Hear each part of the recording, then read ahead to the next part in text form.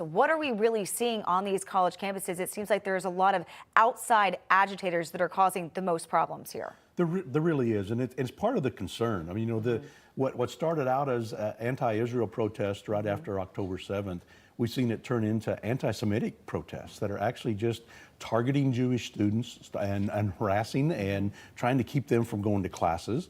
And the last time we had in the world Jewish students prevented from going to classes was during the right before the Holocaust in Germany, and that's not right in America. And we need to focus on that.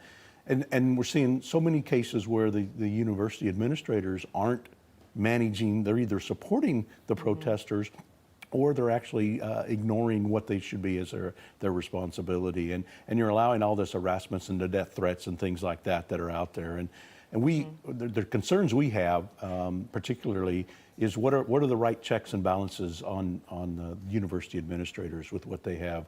They get a lot of federal funding, federal taxpayer dollars that go to support them, and under Title VI, university administrators are responsible for providing a safe and secure environment for the college students to learn from. And what we're seeing now with all these protests, with all this attacks that are actually going on and harassment, that there's a really calls into question: are the administrators doing their job, both as higher education administrators, but also when you look at the tax deductibility for both universities as well as these outside groups that are actually funding all of these unknown people that are coming to support these protests. Yeah, I think that's becoming a real problem. And we're hearing that the reports this morning that there could be these outside groups that are now funding these people to come in and protest. And they have the tents. All of the tents look the exact same, which is very interesting. All the signs look professionally made. They look the exact same. Tens of millions of dollars being poured into these pro-Hamas groups now to protest on these college campuses. So what do these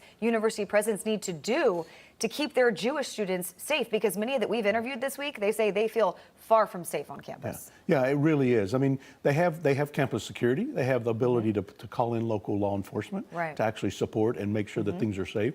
They also have the ability to keep non-students off of campus. I mean, there's typical codes of conduct around, are you a student and do you have the right to be there, as opposed to a non-student that is visiting, and what the responsibilities you have in doing that. And that ought to be something that the university administrators ought to enforce and ought to hold accountable for.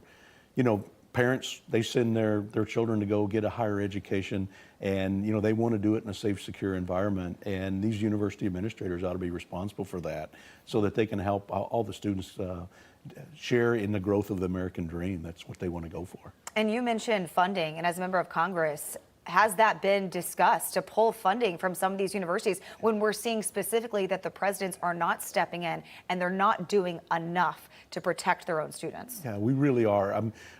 Two things. I'm on the Ways and Means Committee, so obviously we look at tax issues from there. So we're starting to have some conversations around the tax deductibility and nonprofit status of some of these groups and the universities as well. We're also, I'm on the Education and Workforce Committee, and we've been very instrumental in trying to highlight some of these issues and the responsibility that universities have to actually fund and take care of their organizations under Title VI. And we've actually reached out as well to Secretary of Department of Education, Cardona, and that he ought to be enforcing these rules and making sure that universities are following that, making sure that their students are safe on campus.